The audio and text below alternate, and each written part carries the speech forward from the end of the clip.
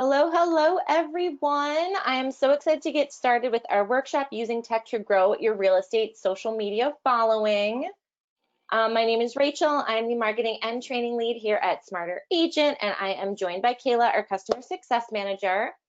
Just a little background, Smarter Agent partners with all of your firms to bring you your own branded real estate apps.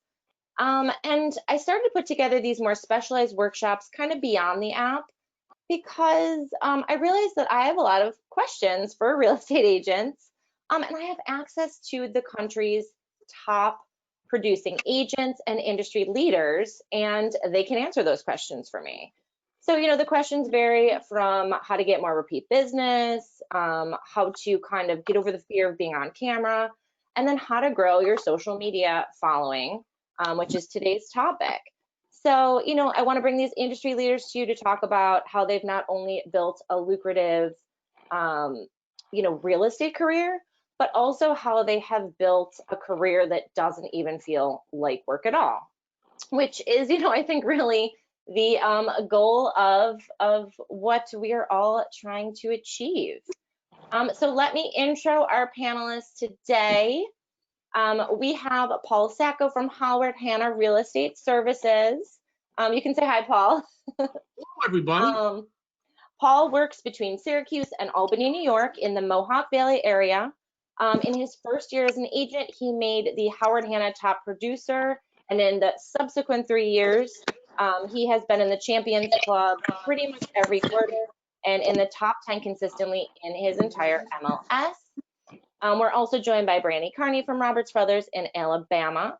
Brandy is $1 million producer in the top 13% of agents in the largest real estate company in Birmingham. We also have Dickie Baxter here. Hi, Dickie. Good afternoon.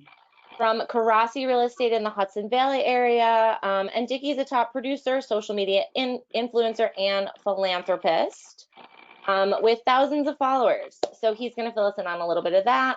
And last but definitely not least, we are joined by Rob Gross of Douglas Elliman. Rob has over 34 years of experience in real estate and development, and he's really reinvented himself over the past year through COVID and on social media. And that's why we wanted to get his take on things as well. So we're going to just kind of talk about why we wanted to do this. We've all been learning change is constant in the real estate industry. Your clients are changing, neighborhoods are changing, markets are changing. And we need to think about as agents how we are connecting differently with our clients. So I think that's why it's important to, whether you've done a closing in a parking lot or had to, talk to clients from separate cars and phones, learning to use these new tools like your app and social media is a good way to kind of push you out of your comfort zone. And that's why we wanted to do this today. So we're gonna let the experts take it away. And I just have a few questions to kind of kick things off for everybody. So my first question is for Paul. So to give a quick background, Paul had a family business for 35 years. It was a construction and hardware business. And he, had some other opportunities to go into, management, but he wanted to really take a stab at real estate. So, Paul, why don't you tell us a little bit about, what was the first thing that you kind of did on social media or video that got a big response? The first thing I did was a Facebook Live was my first thing, and I was going to be talking about something new because everybody had known I had left my family business. So I had actually to work for a competitor of Howard Hanna's, right? And I did a live in front of the office. He said, I want everybody to know that I am now in real estate. I can help you with buying and selling. Went great. I probably had 400 comments. The following week, I did a television. That was just from, sorry, your audio is a little fuzzy. That was just from one Facebook Live. One you had 400 comments. Yeah. After that, I did a television commercial. And that really was the stepping off point that got me started. I had done I was in a door and hardware business. So the commercial was opening new doors. So it had me walking through my facility that I owned. And I love that. great. I talked about opening and closing new doors and what my new chapter was. And I walked out of the building of this big, beautiful door closed, and I was in real estate. So that aired on the local channel here during the news, the 6 o'clock news. That ran for a month, and it was the best money I ever spent. In real estate, oh, there it is. I linked it here for anyone who does want to like look it up, because it's a really great commercial. It's only 30 seconds, but it kind of let everyone know that you were making this transition, right? That was it, because I was the door guy in town. That was it. If anybody was building, it was construction. I did commercial, residential. I dealt with developers, hospitals, schools. Well, I had a great COI from everybody I'd worked with over 35 years.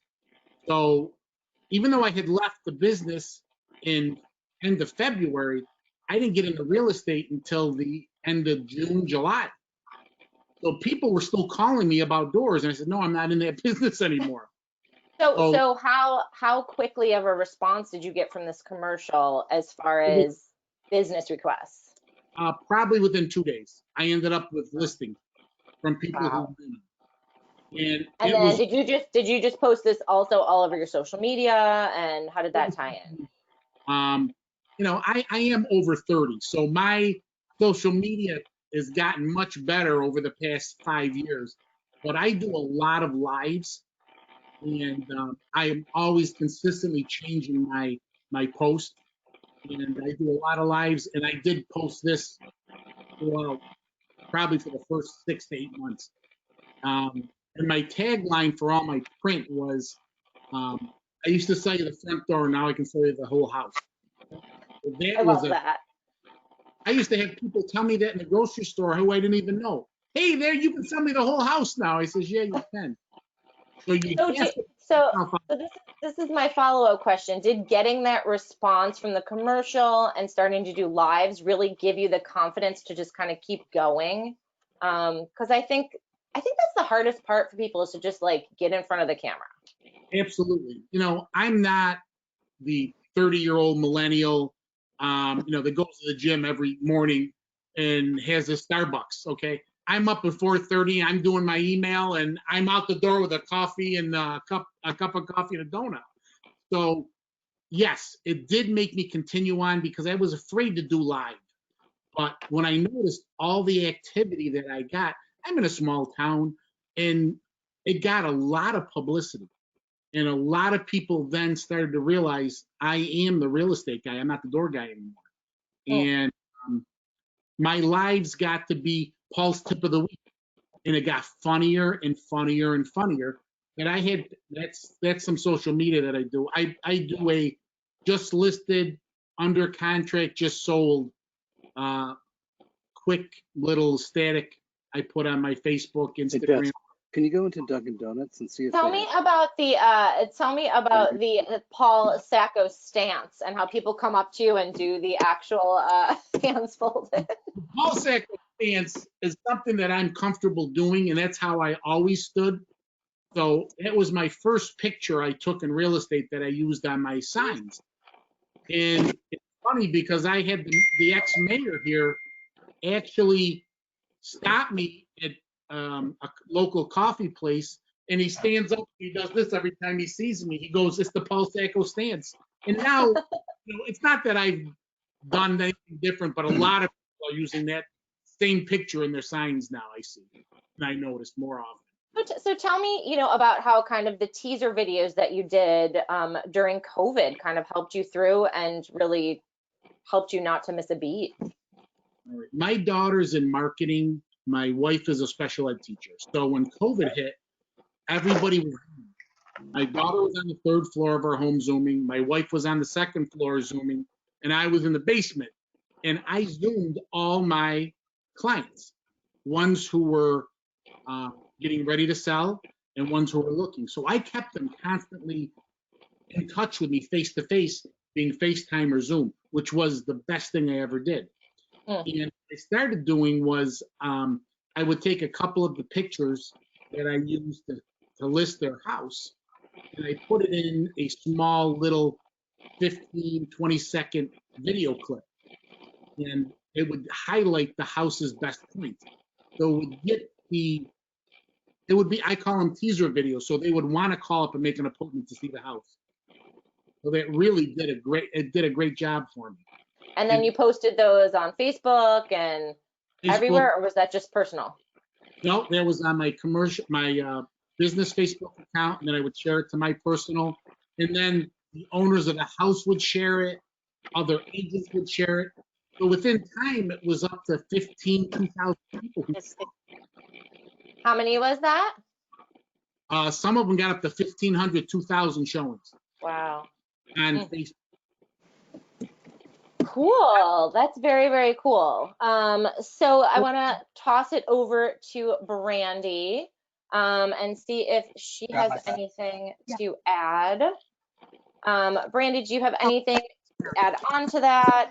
If not, I have a few questions for you as well. Brandy talks a lot about staying in front of her viewers consistently. Can you talk to us a little bit about that? And I think Paul talked about that too, is that you can't just post one thing once a month because that's not going to get you some followers. But Brandy, can you tell us a little bit about kind of intro us into your style and kind of how you keep it consistent? Consistency is definitely key, only because any one person can know 5 realtors off the top of their head, so what's going to make you stand out in their mind to remember to call you? So our main job as realtors is to keep them connected and keep them educated. We're supposed to make them the most confident, educated buyers and sellers they could possibly be. So I post anywhere between 3 to 4 times a week. I actually try to stay relevant. It doesn't have to be real estate all the time. If you're known for statistics, give them stats on listed sales price in your area, inventory, market trends. If interior decor is more your vibe, give them pointers on how to do, set up things like that. Showcase your city, your town, local events, things that you can offer. Basically make yourself a one-stop shop. If you've got contractors, electricians, especially during COVID, everybody was staying home doing all of those honey-do lists. And we all like to think that our significant others can handle those projects most of the time. They can't, so they need some help. So how do you, I know you're like a planner, but very much so, very type A. I know that you like to plan things, but you also do sprinkle in like some live stuff and like stuff like that. So do you plan overall and then sprinkle in, or how do you do it? I do exactly that. So I sit down one day a month, and Facebook has a great opportunity for you to schedule your Facebook posts. So if I know that I've got content that I want to post, like that post there was a review from a closing that I had, I make my posts, do them on Canva, what have you. That's just a regular picture that we took at closing. I schedule them out, like I said, for 2 to 3 times a week, and then so that would be a supplemental post. Or if I see an event that I want to talk about or feature a specific property that came up new on the MLS, I'll put that rando in there in the flip. So it's not all scheduled all the time, but just as it comes. I try not to inundate them too much, but like I said, that's definitely like a balance too, is not like, and Paul, I think you've talked about this, and Dickie, if you want to chime in as well, frequency of posting. Yeah. Very important. Well, I mean, even if so the same thing applies if you're trying to touch your sphere. So Popeyes, handwritten notes, marketing mailers in the mail, whatever your vibe is, do all of the above. I know that I send out my mailer, and you can't tell me that that's not going in the trash can. But for the 6 seconds they see my face on the way to the trash can, that's all it takes. That's it. That's all it takes. So the same thing applies. I talk to my mentees about scroll-worthy pauses. So what's going to catch their eye fast enough when they're scrolling through Facebook? Because let's face it. I mean, we've always got our phones on us. What's going to catch their eyes fast enough so that they take a second to stop and see your face and remember she's in real estate? Oh yeah, and then that's all it takes. Just that, that quick. So too much can be a problem, but not enough is the inconsistency. There's also a handicap. It's free. Facebook is free. Instagram is free. It's free advertising. Come on, it's free. I love that. Yeah, because so many people are always like, I don't know what to post, blah blah blah, and I think Paul has talked about this too, like how your posts have gotten funnier and more ridiculous, and those are the ones that people are always like coming up to you about. Brandy, if you found out, if you do something out of the ordinary, it goes viral. Right. And I'll give you 2 examples. One day I was in my hot tub, which is outside my living room. And I live on a golf course, so the view is beautiful. And I'm in there, no shirt, in the hot tub, and I did a live feed. I called it Hot Tub Tuesday. It went insane. Now listen, as I said, I'm an old man. Oh, it's a horrible view. But Hot Tub Tuesday went viral upon the realtors and people who are in this town. That's all I heard was, when are you doing hot? Good thing my hot tub, I have a leak and I haven't been in it for about a month. Shameless self-promotion. That's all that shameless self-promotion. I love it. Put yourself out. You can't say, oh, I don't look good today. It's not going to be a good day, or I'm ashamed. You've got to put yourself out there. Everybody is human, and I will tell you, those videos, I've done a ton of business from people just because I have people see it that I don't even know. It's crazy. So, Dickie, I know that you. Hi, Rob. We got Rob Gross who's up with us here. He was having a little bit of issues with he's on the road. His daughter from college. All right. This is awesome. So we are happy that you are here. Cool. So thank you guys. Hot Tub I'm Tuesday. outside of Dunkin' Donuts somewhere in Massachusetts and route back from Maine, and yeah, they have Wi-Fi. So Amazing. I'm so happy you guys could join us. Hi everybody. Glad I'm here. Cool. So if you take anything away from this, it's get in your hot tub and Facebook Live. Absolutely. No, kidding, but maybe. Cool. So, Brandy, this is one more question for you, is that you do use the app a lot. All of you use the app a lot, and that's kind of why, I initially kind of contacted you guys to do these spotlights. And I like how Brandy positions her app in her presentations. She does this cool little graphic, and I just wanted to kind of throw this in there and show you kind of how you can post about your app and it keeps you relevant. And Brandy can kind of just speak to how she puts this in her presentations real quick. Yeah, so I have a bunch of these infographics. This is one that I have that I post on, like I post it at my open houses. So I post it there. Of course, it goes to socials, Instagram, Facebook, now Parler.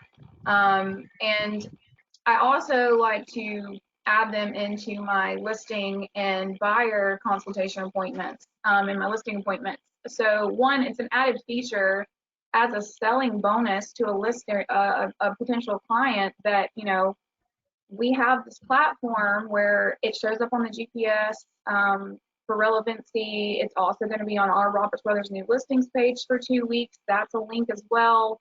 It's super easy, user friendly, so you'll be featured in that app. Not everybody has their own app, right? Exactly. No, not everybody has this. So it's another, like I said, it's another perk. So, part of my listing presentation is a spiel of all the services that Roberts Brothers offers in comparison to our competitor brokers. And this is something that a lot of people do not have. And then the same thing applies to the buyer appointment. When I get them into the office and we sit down and talk about everything, I go ahead and send them that link. It's free. That's fantastic. It's a free app. I let that do the groundwork for Yeah, me. If you're out and complimentary, about- right, to your clients. Do what? It's complimentary to your clients. Absolutely, it's a great resource. Like I said, when they're out driving around, it does the legwork for me. With that GPS feature, I always say don't GPS and drive, have a co-pilot. But I know, I'm always like, So- don't do it while you're actually driving, but. I always have to preface that safety first. You know, I don't want to be the one on the news. It's like, well, my realtor told me to do it.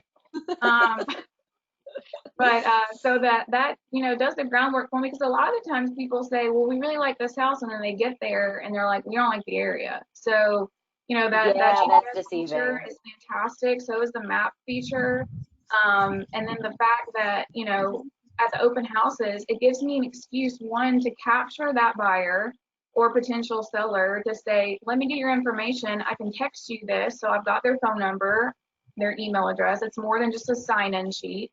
And then it's also got the open house feature that says, you know, you might not like this property, but there's one also open down the street.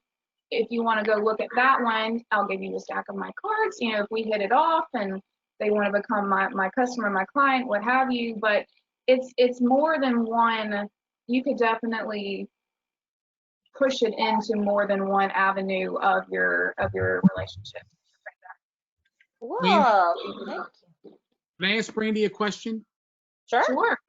Brandy, when you're at an open house, a buyer consult or a listing consult, do you send them, you ask for their phone number and send them the link immediately? For buyer consultations, absolutely, because my goal is for them to establish. I want to establish loyalty outright. So I do what I call, again, a CTO, see in the office. Now it's not office every time because of COVID, but just to establish, you know, so we get that email, we have that text relationship. Most of the time it's a text relationship, just how things go nowadays, and I will send that to them every single time. As far as the listings go, I do have this printout in my listing presentation, and I do send that to them so that they can actually share it to other people as well, and it spreads like wildfire. Absolutely. Love. Yeah. Cool. Thank you, Brandy, for sharing about your app. I want to point some questions to Dickie. Hi, how are you? Good, how are you? I'm good. So I did a spotlight with Dickie, and we kind of learned a little bit about how he works for Karasi Realty in the Hudson Valley area. So Dickie, tell us a little bit about, you have a huge following. You are the New York Tattooed Realtor. You know, tell us how you kind of started to, I know you started early on with the virtual tours, and kind of why you started and how you started, and posting on social and the response you get, because I think you do a lot of lives as well, right? I do a ton of live social media. I agree a lot with Paul, and actually we're in the same area. So what started me being virtual though wasn't exactly COVID. I was virtual a long time before that in real estate, because I wanted to prepare how I could be busier when our factors of the Northeast hit us, especially snowstorms. Like everybody else shuts down. Ooh.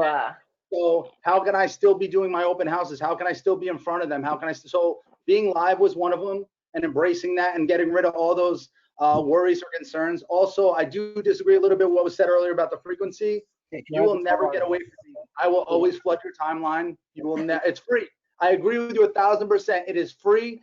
I started in business. I'm 42 years old 2 days ago, and I started in business when I was 19.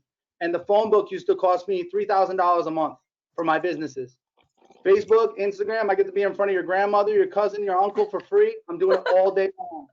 But I do think being virtual is important. I'm in the Hudson Valley, right by Stewart Air Force Base, which is not only a military base, but it's also our shipping hub for the Northeast. So commercially and residentially, it's huge for real estate.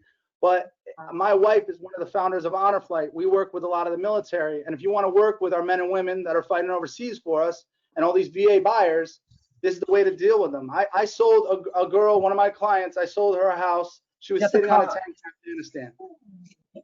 And that was all through virtual. That was before COVID. We had this all set up. It's just a huge way to stay in front of your clients. So when you first started going live, what kind of like response did you get? So it was mixed, because I was going live, I do a lot of community work too. So I was doing it more to do a lot of the community work. I saw the response and I said, I have to put this into my business. We were already embracing the app, you know, using the app that we have, having our own app. And I saw the response of having that. And then doing the live feeds, my partner and I, Vincent, we started just doing ride-alongs of what we were doing during the day. And people were so intrigued. And so we started going live from our open houses. Then everyone's like, whoa, this is crazy. Like, I don't have to show up to your open house. And I got to stop buying cookies and sandwiches. So it was a win-win for everybody. But then everybody was like, oh, I want to tour through these houses. Now, every Saturday at 11 a.m., we host what's called Saturday morning cartoons. I'm at the hub, and then cute. out at my listings, walking through, and they're scooping up the buyers, and we're having a blast. And everybody tunes in. People all the time are like, hey, man, we watched Saturday morning cartoons. That house was sick. Like, we can't go anywhere without somebody talking about our Saturday mornings that we do. And it's awesome. It's a lot of fun, too. That's so cool. So you're more consistency. Like, you do the Saturday morning cartoons, but if you're just in your car and you pop it on and you're doing something cool, like, I think people are intrigued by the lives of real estate agents. The anyway. behind the scenes kind of stuff. Yeah, because it's Yeah. a crazy industry. I get approached by everybody to host their podcast because of how much I go live. I now host the podcast for our local business council for all the businesses in our area, and I get to host it, meet every business owner that's here. And I'm going to be part of a 10-part IGTV series that we're going to be doing, helping people renovate their houses, and it all came from all the live feeds that we're doing. Oh, cool. I'd have to Yeah. definitely, you'll have to tell me about that. I can send that out to people as well. I'd That's like to so take- cool. Dickie, you do more than one live a day? No doubt. I do a lot of lives as you do. And as Brandy and they all said on this panel, the lives of a realtor are not the same as a live of a guy who's working in the office 1 to 5 or 9 to 5. Yeah. I'm going to give you one quick one. I'm at a listing which was a commercial building in an outskirts. There was a post office, an insurance company, and 2 apartments. I go in the back parking lot and chickens are next door. So I said, this is the perfect opportunity for a live video. So I start saying, oh, I am here at this address and it's a great opportunity. And look at these chickens. Well, a rooster started chasing me out of the. Well, that chicken video went crazy.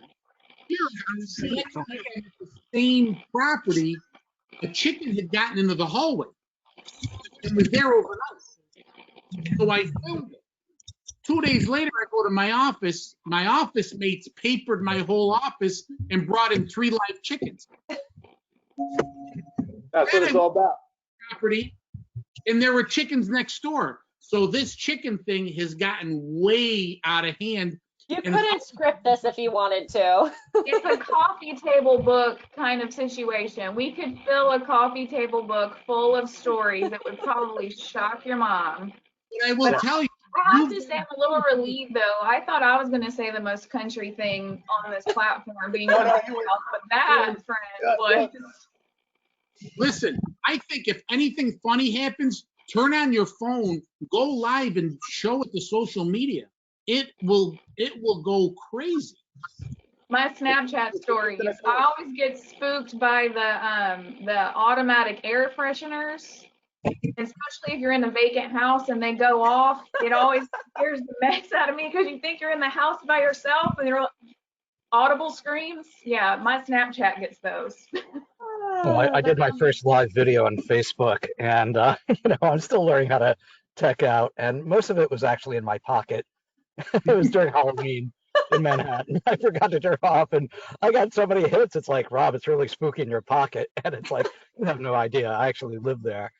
So there is something. I feel like my social media life is kind of a one continuous blooper reel, but whatever gets you a response. You guys are really advanced. That's a good point. And I'm gonna borrow your hot now tub. We're just inflatable. I have followed along with Rob. You know, he was right in Manhattan when everything happened, and he's been in business for 34 years. And I've seen like his social media for the past like 8 months. When you were really in lockdown, you started doing these cool like flip teaser videos. Yeah, And that was kind of how you started to like reinvent yourself, right? I guess. Yeah, I I mean, liked them. all my business, like everybody else in real estate, is relationship driven. And in Manhattan, where it's so populated, and you can look at 10 properties in 2 hours and cover so many tens of millions of dollars worth of product, and then everything just went flat. I mean, just completely flatline, like, and everything was dead. And in Manhattan, I mean, I live downtown. Yeah, there were marches, there was riots. It was really dramatic, and it's like this is an incredible period to be alive in. And my daughter was back from college, and we're looking out the window, and it's just remember what's going on. So as far as real estate, it was a complete pivot. I'm used to having open houses with dozens of people. I'm used to networking and going to parties and having people over for dinner, and just I'm a very social person, and that's why I love being a broker. So everything stopped. So the first video that I did was making believe I was doing an open house for my own property, except it wasn't Actually, the one really a that tour of caught the my house. It's like, here's my refrigerator. Here's what I got. Look at all the condiments. Here's my pet sweet potato. Here are my etch-a-sketches, Well, and you live in just this kind of like ran around crazy with it. loft in the middle of Tribeca. So it's interesting to see either way. Anyway, well, thanks. But yeah, the flip charts, it's like, well, let's make believe we're in fourth grade. Who doesn't like a flip chart? And, there's so much sophistication in all of your markets. You guys are all sophisticated in your way. In New York, the bar, just in terms of like the level of production, seems to be really high, but I'm seeing it with you guys too. And so I kind of wanted to be more homespun. So a lot of man and woman on the street, a lot of neighborhood stuff where I could talk to people, and it wasn't just about property. The reason I love being a broker in New York is just the multitude of neighborhoods and personalities and architecture and everything. So you can just walk out your door, literally walk out your door, and have 100 stories, and they're right there. It's taken me time to feel comfortable in front and behind the camera, but not that bad, really. I mean, I Here really is like a it. this is a really cool video if anyone wants to follow Rob that he did for his like latest listing. It's very New York and it's very artistic. I didn't, you can go on his Instagram to see the video. It's very cool. Yeah, it's But, it's kind of funny. The person who owns it's very involved in the art world, and those are Warhols behind me, and real world. I mean, multi-million-dollar art collection. So it was kind of a spoof of the art world, and I'm playing all these artsy characters, and there are 4 costume changes, and it's very tongue-in-cheek, and I've never gotten 1,000 hits on anything, and all of a sudden it went from 0 to 100. So I just like to have fun. I can't take, it's just real estate. That's why, Paul, when I hear you're doing your hot tub, it's like, that's my guy. Like, Rob, well, you look pretty buff to me, actually, but I've got chickens, you got Andy Warhols. It's a big difference between upstate and downstate. yes, yes and no, in the sense that you can't take it all that seriously. You can't- That's the common ground. You know. So what do you guys think the difference is between doing like these in the moment videos as opposed to investing in a higher quality video for some of your properties? Because I know Yeah. some people do both. I do both. Yeah. Yeah, I mean, this was, I wrote it. I used to be in advertising, so I storyboarded it, but the videographer that I hired is a guy I've worked with, and I mean, it took such a long time to direct this and go in post-production, and for something like this, and it's a $3.5 million loft. That's kind of my sweet spot. You want to spend the money, but I want to spend the money on everything, whether it's a tenth that price. I want to brand my product as being a broker who cares about what they promote, what they show to the public. I really don't care what the price is. I want it to be professionalized and up to a certain level. So I'm going to do, this video made it really, I mean, this property made it really easy because of the vibe and what was there, but there's always a story. There's always a story, right? I love that. Yeah, I like how you based the video off the Warhols and the like you feel it gives you a feeling of being in the space, but also the vibe of Tribeca, and it gave you that like cool feeling. What do you guys think about like high quality versus, do you guys do some higher quality video as well? I think with a lot of the produced stuff, and I'm sure we all do both, but I would tell you on the high end, I think it's necessary not only for your marketing, but also to keep your clients happy and to show them that that's part of your listing presentation, that you're going to guarantee it.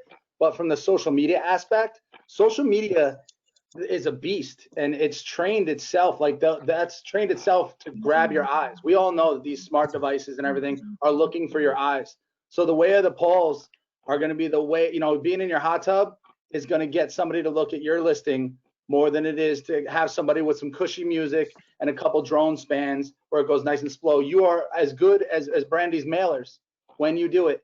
Having that video to send out to serious clients, absolutely important. But when it comes to social media, in my opinion, you will get scrolled by so fast because nobody cares, because they've seen it on $200,000 homes and $3 million homes. And I sell both. Even commercial, I think it's absolutely important, again, to have produced stuff, because you're looking at a price tag and a paycheck that's way bigger. You also have a long-term commitment to that listing.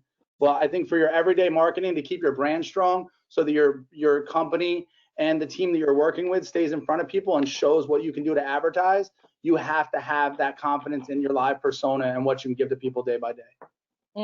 Yeah. Yeah. I just started getting coached by Tom Ferry, which, after being in the business for so long, and somebody who's mentored a lot of people, and they say video, video, video, video, and more video. And so I'm trying to do more videos. And I think it's good to have a combination of homespun, live in your pocket, or just walking around. It's just just got a gimbal, I just got a clip-on lavalier mic, like I'm joining the modern have to have era. those things, Rob. You know what I mean? And I agree with you with not just doing the real estate. I think it humanizes who we are.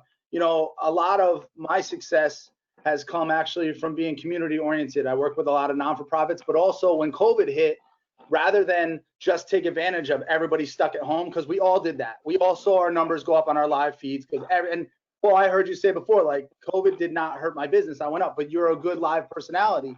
And for anybody that's watching this, if you want to do that, you have to know your audience, reach your audience, but also embrace the humanization of it. Like, we're very fortunate. We benefit from building our communities. So we have to be part of that. So what I did was I saw local businesses and small businesses were going to be affected by this. And I called every business that I knew, every business owner. I said, listen, I'm already set up virtually. There's a lot of you that don't know how to use Zoom. I'm going to hook you up on a Zoom, and I'm going to do a 20-minute interview live on my Facebook, on my Instagram, on my everything. I want to learn all about your business and tell me how you're reaching your clients over the COVID stay at home. Pizzerias, wineries, everybody hooked up with me. Not only did now they're my clients, and we have that trust. All their customers are my clients because we were at home with them. We stayed with them and we were a part of them. And I think that we have that commitment. So Rob, I agree with you completely that it doesn't have to just be real estate for people to trust us, because we can utilize it to show we market, but that we care. Well, Dickie, what you did was Go ahead. you ended up grabbing all those restaurants' clientele, and you just broaden your field tenfold. That was genius. Smart. That's why I got the podcast for the Business Council now, because they were like, yo, man, everybody loves you. Like, and it's awesome. I'll tell you Well, what, and that's where I was gonna say you're accessible. And I did a video, it wasn't a granditure. It was me just like this in this office, and it was right when COVID hit. And it was just a general market update. I just literally chimed in and just asked, how are you? Has anybody asked you how you are today? Drop me a line. Let me know how you are. Here's some stats for the market. Here's like the market's still hot. It's crazy down here. Just genuine. People want to know you. They want you. And I guess that's the down home feel. That's the kind of vibe that I give off is, you know me. You're local. I mean, I grew up here. I know this economy. I know this community. I know this, all of these areas of our local area, and just so that they feel like they can reach out and touch you. You know what I mean? It doesn't have to be this grandeur. I mean, I'm all about you have to spend money to make money. Trust me, I get it. And I agree with having the same level of service across all platforms, whether it's a $50,000 listing or a $3 million listing. At the end of the day, I want to make sure that my clients and customers are taken care of. But sometimes just reaching out and just being like, what up? What's going on? And I don't think you got to be real estate 100% of the time when you're No. on social. I don't think so either. People want to see your authentic self, you know. Absolutely. No doubt. I mean, early on in COVID, in March or April, so I was doing a lot of these like rooftop rambles because we have a rooftop and it's got a pretty nice view. And I don't know, I think it was in late March or April, and I work out in the gym. I was in my gym stuff, and I was just kind of bummed out. And it's like, guys, I just want to kick the S out of COVID and, you know, kicked a tree. And like, you know what? If you have any ideas how to cope with this stuff, let me know, because right now I'm just pissed off and I'm feeling sad. And like, I know we'll do the best we can. And like, so many people reached out. And Because like, Everyone was feeling that same Yep. sentiment, you know. like we're not supermen and women as brokers. Like, you know, I think a lot of us, at least my clients, they want a certain sense of certainty, and COVID has proven to us that there is no certainty. And you know, I mean, I love what you said, Dickie, about just providing service to your clients. That's like, yes, it brought you business, but that's not why you did it. I can see that right now, you know. Yeah, but and if that's just you think beautiful. about why when we take our real estate clients, right, and you guys will all feel me on this, most of the phone calls that we field for them have nothing to do with our transaction. Probably 60% of it ends up being just anxieties that are in them. So when they hire us to list their properties, to help them find a property, it was because there was a trust there. We're being trusted with that, with a $250,000 decision and up sometimes. That's crazy. Or an investment portfolio, or their last house, not even their first house, but someone's last house, and selling all their memories. So when we're hired to do that, and we're being trusted with that. So when we market with that same piece of being genuine, that's appreciated. It's not even like, it's not a pulling the wool over somebody's eyes. It's real. It's very real, and it makes it very easy to do. And that's why being live has been so easy, because there is a piece of being genuine. Your post about just saying, hey, I'm tired of COVID. Everybody's tired of COVID now. So they felt it. I did a post the other day, this week, and I said, I talked about the 1 yard line.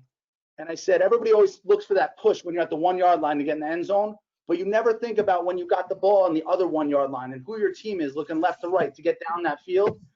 And people messaged me for 2 days. Not only did I got like 12 or 1,300 views, like organically right by the end of the feed, but people messaged me for days. Oh my God, I just got through my day because of that post. Like, that was real. And the collateral damage, I got 2 listings out of it. I never talked about real estate, but they called me like, you know, I heard about you. I just watched that video and I want you to list my house. And that's because we're all feeling that. So you doing that is really heartfelt and genuine. I agree with you, Rob. It's good to be that way. You've got to talk to all your clients. You've got to talk. You just have to talk to them. And everybody out in social media, you know, my favorite thing, I finish most of my stuff with a couple different sayings. One is, have the day you deserve, which can go any way you want. That people look at it and say, well, you're telling me to have a bad day. I said, well, maybe you deserve a bad day. and I'll get in my car, and I did one the other day about teachers. My wife's a teacher, and what teachers are dealing with. You know, the teachers that reached out to me after this, it was crazy. I ended up with somebody that I sold a house to 4 years ago called me today because she saw my rant about teachers because her daughter. So this will be, I think this will be my last question, then we're going to open it up to questions from our attendees.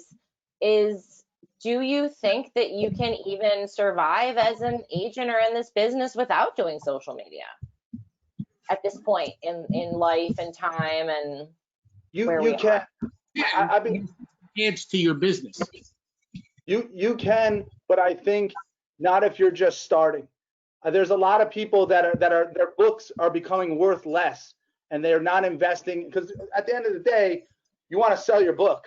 You know what I mean? The people that have reached this threshold, that are at the, at the back nine, you want to be able to sell your book. And if your book is archaic or obsolete, no one's going to want that. Your referrals are going to be worthless because they're going to still have a smartphone where they can see other people. And so if you haven't diversified or created a company around you or anything to diversify, I don't think you're gonna just flatten out on those, and you're never gonna be able to like step out of this business. You're gonna have to follow up on those leads. So I don't think there's a way to step away from it. And I don't think there's a way to come into this business without embracing now social media, because no one talks on the phone. And I think you have to look at it from a new agent standpoint as well. I've got several mentees that I tell them, you know, farming is only going to get you so far, you know, and that's also a consistent thing. You can't hit a neighborhood one time and expect anything to yield from that. So having to physically, because 98% of this business is prospecting. If anybody else tells you any different, they're lying. So, you know, having to hit that pavement literally and so strenuously when this is so easy. This is made for you. Not to say it should be the only form of prospecting at all, but it's why not have that ability? I'm not saying use it as a crutch, but I mean, like you said, there's no way. If anything, we're moving more towards digital than away from it. Technology, like you said, it's ever changing, and I mean, So what would you say to people who are just terrified of putting themselves on camera? Just don't take yourself Yeah. too seriously, or Cover yourself. You know, Well, I mean, you that's know, how you look. yeah. That's how you found. It's not so bad. It's only, I mean, you know, we all get up and look in the mirror. Like, do I really sound like that? Do I look like that? And just to answer that last question, like, I kind of feel like I'm an example. Like, I've had a long career. My business is good, but I felt like, you know, business stopped coming to me the way it did. And it's like, Yeah. all right, why is that happening? Well, you know, A, it's very competitive, and B, you know, it's not like most experiences I have with my clients are really good, but if you're not in touch, if they're not seeing you, they forget about you, or they think, oh, maybe Rob's too busy, maybe he retired, maybe he's now, you know, Yeah. snowboarding all the time. You need So those referrals. I feel like a work in progress. And Brandy, you sound like Tom Ferry. You know, like it's I free, like his it's right there. videos. Here it is. You know, are you I do. coached, I by the like his way? videos a good bit. But I mean, as far as like, so coming from me, you already mentioned I'm a planner. I'm not gonna lie. I had notes. I'm not lying. But so here's the thing. Snapchat, we haven't even touched on that. Instagram has Insta stories or whatever. You can redo those if you think you sound like an idiot, you've stammered and stuttered, and you don't like Facebook Lives. You can pre-record these things and then save them to your Insta stories, your Facebook stories, your Snapchat stories, or whatever. And it looks like you just did it. So easy. Yeah. But I just you don't woke know up that like there's this. 87 takes of me already messing up 16 times on And there. you can repost them 4 months later, and That's people don't right. remember. You know, The analytics aren't the same versus a live versus putting I something will on your. agree with that. So, and then I don't know if you know, but Facebook has that business suite app that tells you prime time to post, who you're posting to as far as age demographics, gender, like I said, the time. So I creep on that quite a bit, you know, because I'm those scheduled posts, instead of just setting them for 9 a.m., I post late at night because it shows like, hey, more people are active after the work hours, late at night when they're sitting at home scrolling on their phones, 9 p.m. It might seem random, but it's not. Yeah, but if you also incorporate, so let's say for somebody that you said isn't digital or isn't using technology, we're in a business that benefits from everybody's strengths. So I've actually approached a lot of agents that I've seen are like, I only came into real estate 7 years ago, and now I'm our top agent in the Hudson Valley consistently. And this year I'm going to do over 30 million. Last year I did over 30 million, and like it wasn't an accident. It was the marketing. So I started approaching people that used to think they were top producers. When I came in this business, somebody was like, oh, you know, I close like 30 to 40 transactions a year. And I was like, that's awesome. I would never settle for that. Not for how many hours we have to give, not for how much work we have to do. So now, as I started creeping up, these people that, you know, we had 100 agents in our firm now, but then we had 30 and they were like, this guy's like crazy. He's so busy. I started approaching those agents and saying, hey, I think what I'm doing is working, because I'm closing 100+ deals a year. And that's without my team. That was me personally. So when that started happening, I said to them, why aren't you using the social media? It's free. Like you said, Brandon, I said, it's free. That's just not what I do. I'm old school. That's a cop out. So I said, look, don't cop out. Let me help you, because they were part of my brand. They were part of my company. I don't want them to suck. And our company is so awesome. My brokers, they give us all this technology anyway. So when somebody's there saying like, you know, I said, that's the excuse. You're just afraid to try it. So I give the opportunity to some of those agents like, yo, just come work with me. I'll help you. I'll do that. And or let's team together. Let's if you get a listing like that, let's work it together and advertise it digitally, you know, or put it on social media. Let's go live from there. I'll even help some agents. If it's a dope listing, I'll go live from there. But I think that's what we have to do, is embrace that. You guys have so many awesome tips, but just I want to get a couple questions from people who have been questioning in. Kayla, do you want to hop on and field some of the questions for these guys? Because I think you said you had some good ones. Yeah, so we have a few good questions here, and I think you guys started touching on this a little bit, but someone asked, what are the best strategies for, sorry if you can hear my dog, he's been silent this entire time until this exact moment. What are the best strategies for gaining more followers and efficiently and effectively using hashtags? Do you guys have any advice for that? I'm not a big hashtag user.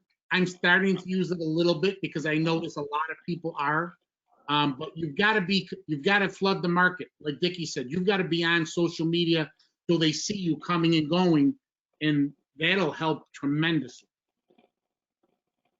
Hashtags are great, only because the more specific you are, the more lead generation you will get to gain followers. So just like that post that Rob had, where he had Archie Lover and architecture and this and this and that, someone looking or that is interested or follows Architectural Digest is going to automatically prompt when they search into Instagram that hashtag just to see what's there. And especially since all of you have to have a public platform. You can't have a private Instagram account or a private Facebook page. So when they search those hashtags, it will lead him to Rob's post. And then again, well, this guy's cool. He does this video is hilarious. I like this. Oh, look at this Borders architecture. Same thing with mine. I have a quip. Mine's Home Sweet Home Y'all. We'll find you Home Sweet Home Y'all. So I tag all of those. And then again, we in Mobile have the Garden District. We have historic homes in Mobile that are, you know, built upwards in the 1900s. Like the Haint Blue is like a thing down here. So if a property that I've showcased has a Haint Blue ceiling, people know that tag, they click it, and then it just starts. More hashtags, I'll feel the better.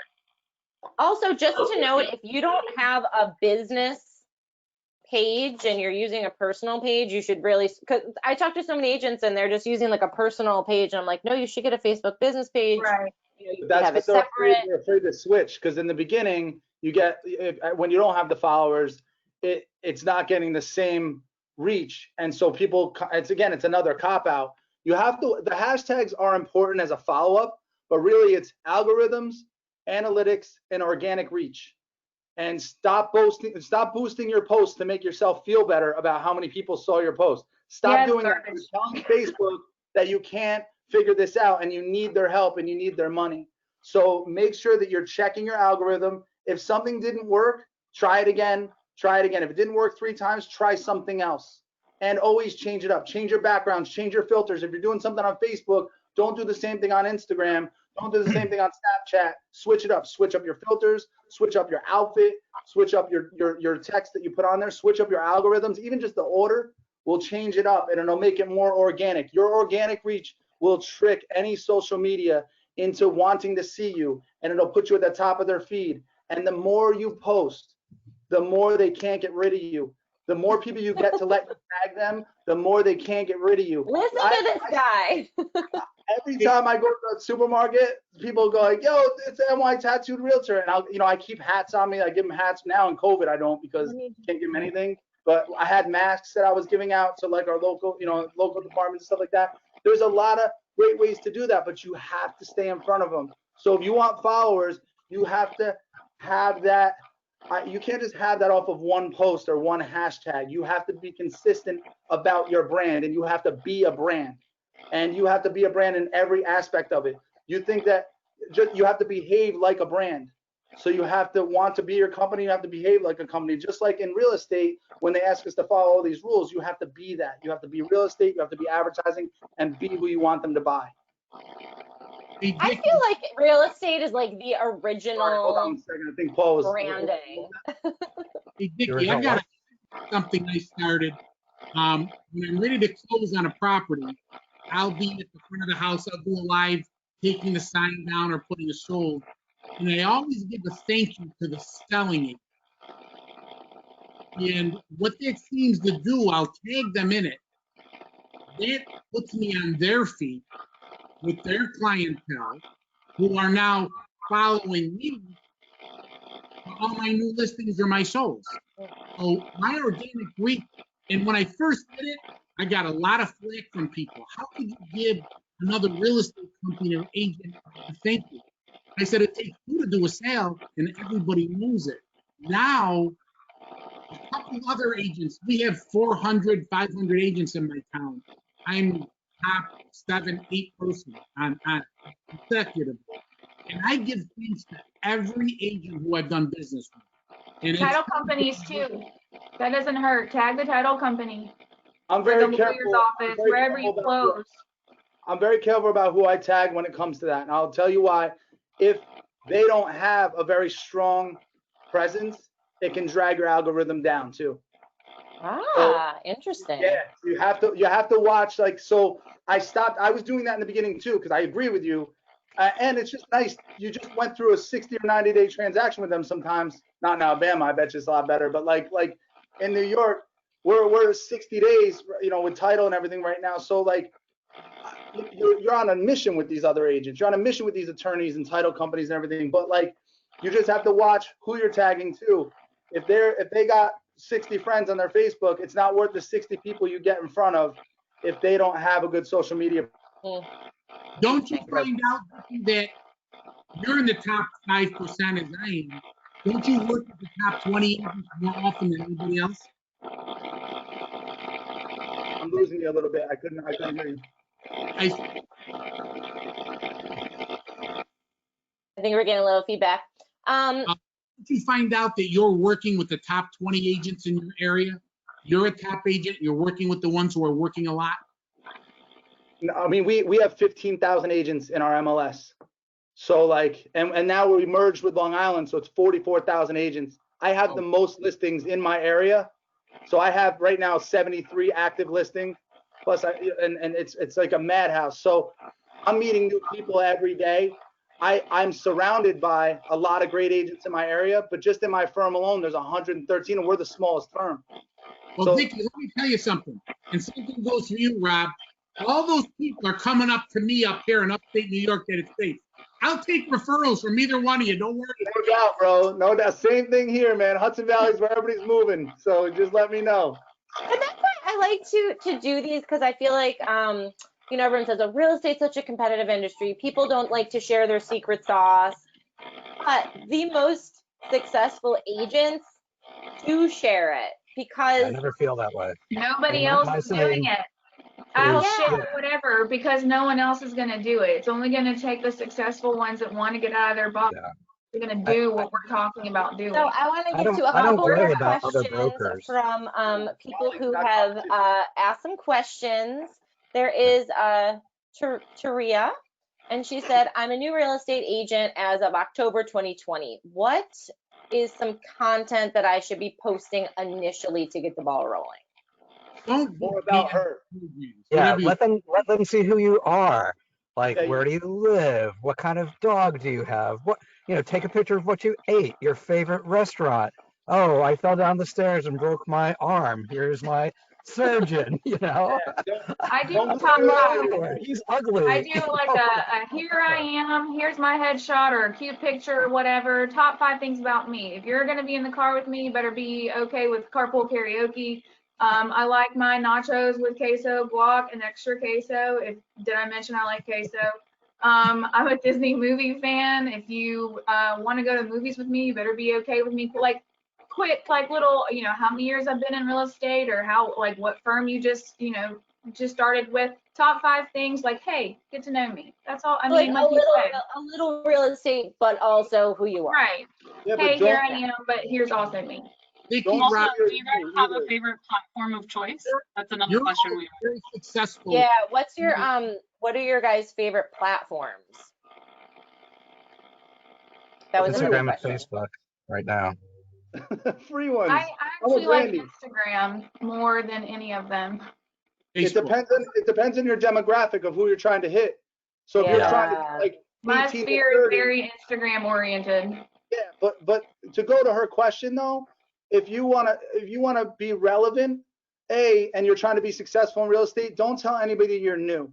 If you want to say you're licensed to do this job, fantastic. If you want to chronologically depict everything you're doing daily in real estate, do that. If you want to talk about trainings you just finished, don't say new agent training, but if you just got certified and how to better service buyers, or how to better service sellers, talk about those certifications. That's what makes you more qualified to be a real estate professional, not a rookie. And don't embrace that.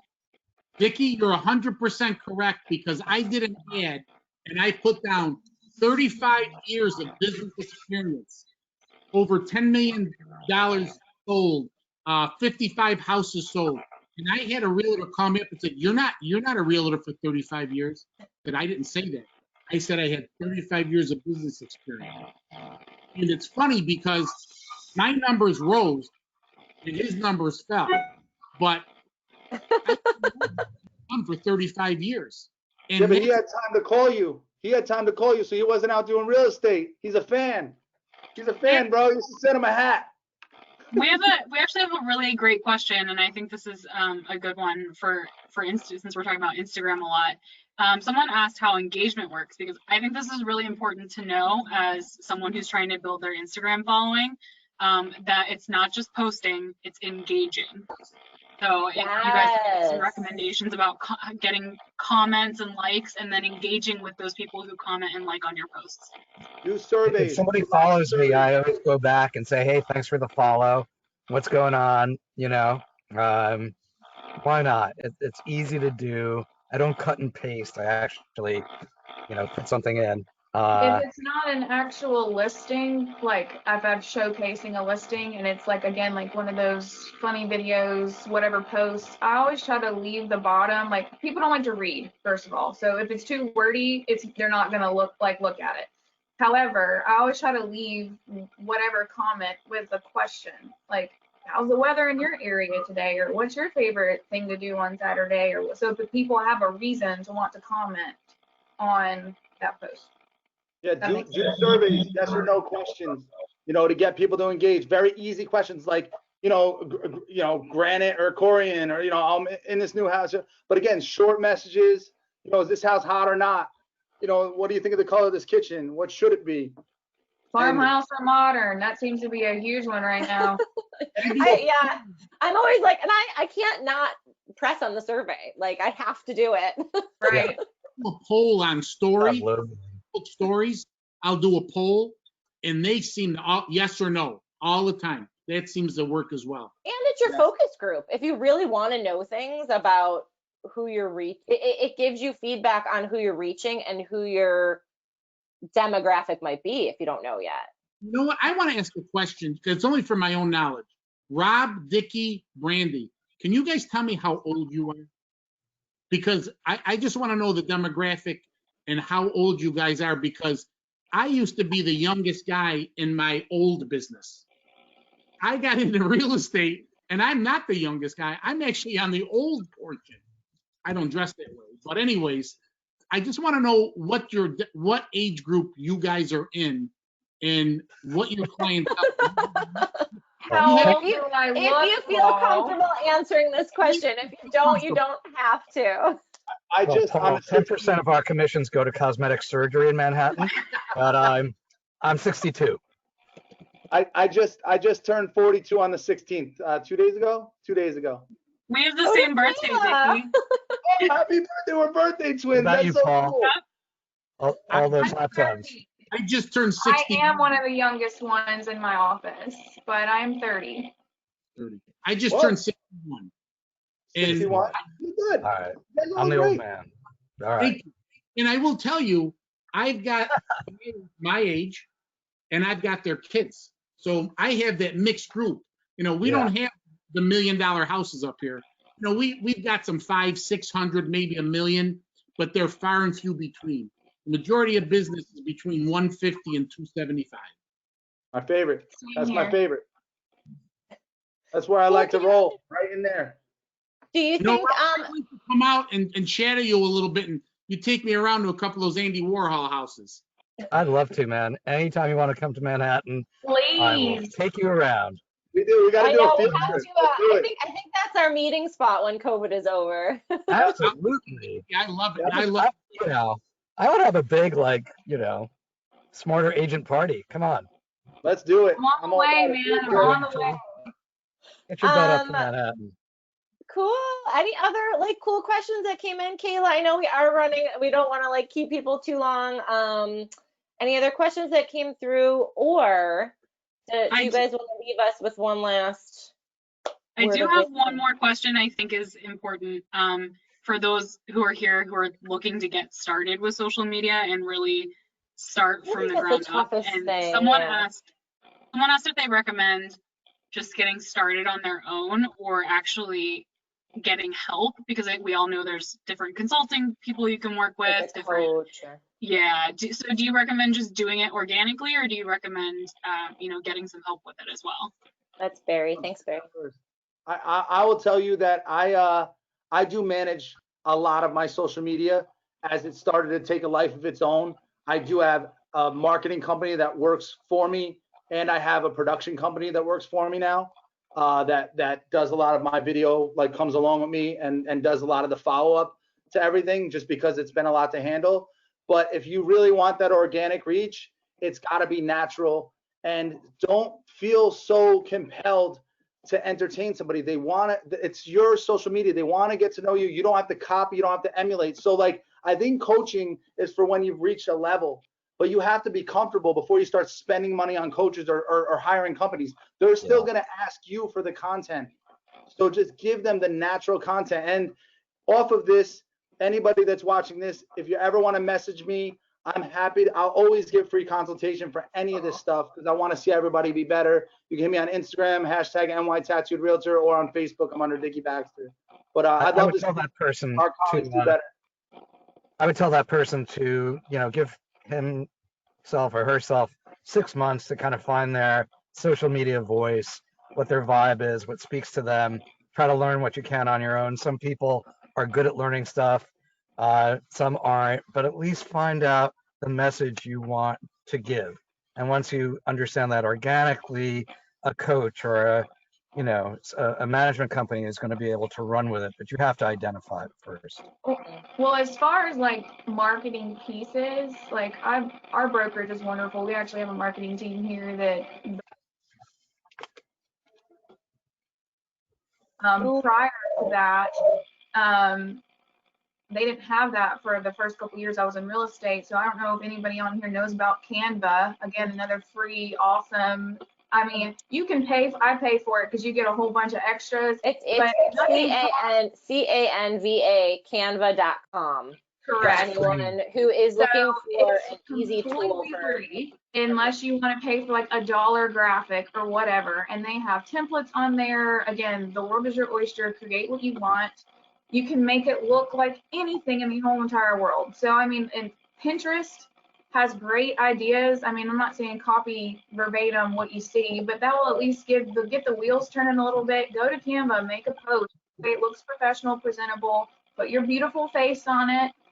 Put it out there, like you said, see what works. And then if you want to explore from there, try to get a marketing, a media task force. But I agree with Dickie. I like the hands-on aspect of it. One, again, because I'm a little type A, a little controlling in that aspect. But two, I want to see it and I want to touch it. And like you said, Rob said, figure out what works for you. I haven't caught that from you yet, Brandy. Type A, you don't say. Oh yeah, I don't think anybody here is type A. But Brandy, I do use Canva. The other thing they may want to do is Lumen. That's how I do my little teaser videos. Right. They look very professional.